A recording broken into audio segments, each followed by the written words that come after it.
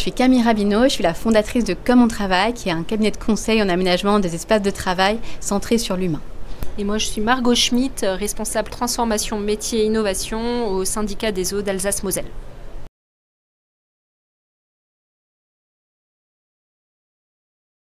Oui, avec plaisir. Alors, c'est vrai que moi, j'avais été contactée par Préventica pour animer une conférence autour des tendances de l'aménagement des espaces de travail. Et comme le salon se tient en ce moment à Strasbourg, j'ai tout de suite pensé à faire cette intervention en duo avec le SDEA, donc comme on travaille à accompagner dans son projet d'optimisation et de réaménagement du siège. Effectivement, en 2022, on a commencé à réfléchir sur un projet de réaménagement parce qu'on accueillait de plus en plus de collaborateurs au sein du SDEA et on a donc lancé un appel d'offres où Camille a répondu et a été retenue pour nous accompagner dans ce projet de réaménagement donc qui avait pour objectif de réaménager l'ensemble de nos locaux au siège à Schiltigheim.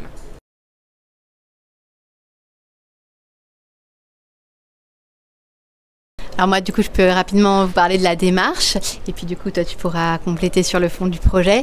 Donc, la démarche, nous, on a pour particularité d'animer des démarches collaboratives, c'est-à-dire où on va vraiment impliquer toutes les parties prenantes de l'entreprise dans le projet, direction, manager, collaborateurs, avec vraiment l'idée de lancer une dynamique collective autour de ce projet et aussi d'amorcer le changement, d'accompagner le changement. Et donc, c'est ça qu'on a mis en place pour le SDEA. Voilà, et donc, avec les résultats suivants. L'objectif, c'était vraiment de travailler sur 3 scopes. Le premier scope, c'était d'accompagner notre direction des services informatiques qui était en pleine refonte pour mettre en œuvre ces méthodes agiles et donc réaménager leur espace bureau. En parallèle, réaménager l'ensemble des espaces collectifs, donc offrir des espaces de convivialité, des espaces de travail, plus de bureaux. En fait, c'était vraiment ce qui était beaucoup ressorti. Et également travailler sur une densification globale, comme je l'ai dit au début, donc plus d'agents arrivés au SDEA et également une tendance beaucoup plus forte au télétravail suite à la pandémie de 2020.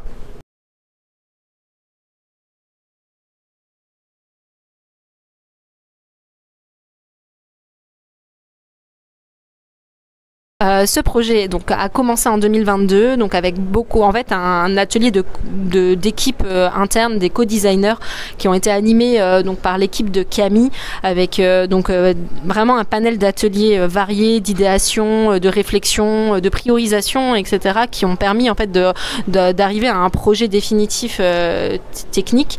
Mais par contre en fait le projet était un peu plus compliqué à la mise en œuvre que prévu car notre bâtiment était plus compliqué à aménager que ce qu'on imaginait quand on a fait nos ateliers d'échange. Donc en fait on a dû faire intervenir d'autres prestataires, des prestataires de ventilation, des prestataires acoustiques, etc. Qui ont fait que le projet est encore en cours aujourd'hui. Donc on a une partie des espaces de travail qui ont été aménagés et globalement les collaborateurs les utilisent et sont satisfaits parce que c'est du mobilier varié, c'est des espaces vraiment qui changent du quotidien, c'est pas un bureau classique, ça va être vraiment des espaces plus conviviaux et plus agréables pour mener des réunions, mais on a également toute une phase, en fait toute la phase définitive qui est encore en cours parce qu'il nous manque à finaliser les espaces fermés et à faire le gros déménagement, le grand jeu de chaises musicales pour que tout le monde aille à son emplacement définitif.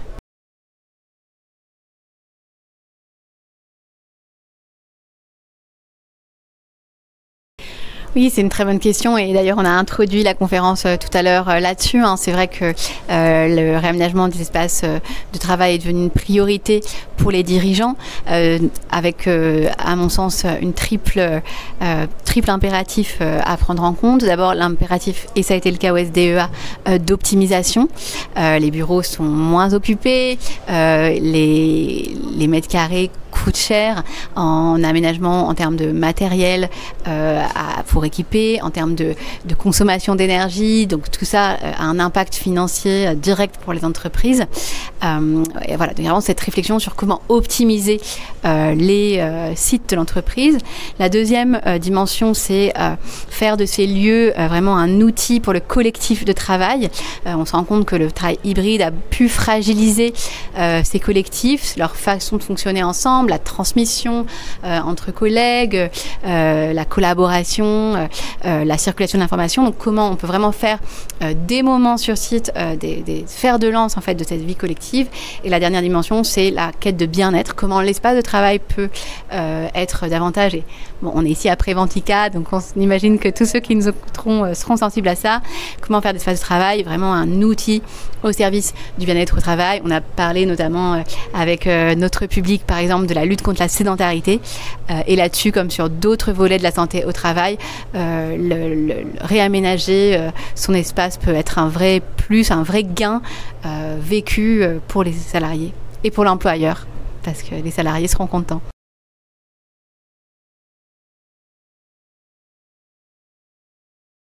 Par où commencer? Moi, je dirais déjà se poser avec sa direction générale pour être certain d'avoir la même vision et les mêmes attentes, parce que c'est quand même eux derrière qui vont devoir au quotidien porter le projet et être certain en fait qu'on aille bien dans la même direction, et ensuite vraiment impliquer au maximum les salariés. Pour moi, se faire accompagner par quelqu'un d'extérieur, ça aide, parce qu'on peut très bien imaginer faire des réunions en interne, mais en fait avoir cette petite touche de l'extérieur, ça donne en crédibilité, et ça fédère aussi plus facilement les collègues autour d'une thématique qui vraiment en fait est importante, parce qu'on est tous attachés à nos espaces de travail, à nos bureaux, à notre quotidien en entreprise, et surtout on y passe du temps puisque c'est une grosse partie de nos journées qui se font sur place. Peut-être en complément sur le fait de se faire accompagner, c'est vrai que la spécificité quand même des projets qui ont trait aux conditions de travail, c'est que les sponsors internes, ceux qui portent le projet au quotidien, ont comme quand même particularité d'être jugés partis. C'est-à-dire qu'en fait, eux aussi vont être concernés par ce changement de conditions de travail. Et donc, voilà, ils ont un peu ce double rôle qui n'est pas toujours évident à cumuler. Et donc, c'est vrai que nous, on se rend bien compte qu'il y a vraiment parfois une aide pour les clients à bénéficier d'un regard neutre, externe. Voilà, on va pouvoir nous poser les mots parfois sur des situations qui seraient difficiles à dire en interne. On va pouvoir amener notre retour d'expérience, des exemples d'autres entreprises, des méthodes. Voilà, on travaille beaucoup avec l'intelligence collective, on a parlé pour accompagner les salariés. Mais voilà, tout ça est un vrai tandem, et c'est à ce titre aussi que je suis très heureuse qu'on ait pu faire cette conférence, parce que je pense que c'est pas si fréquent. Voilà, un binôme partenaire, voilà, client et prestataire. Voilà.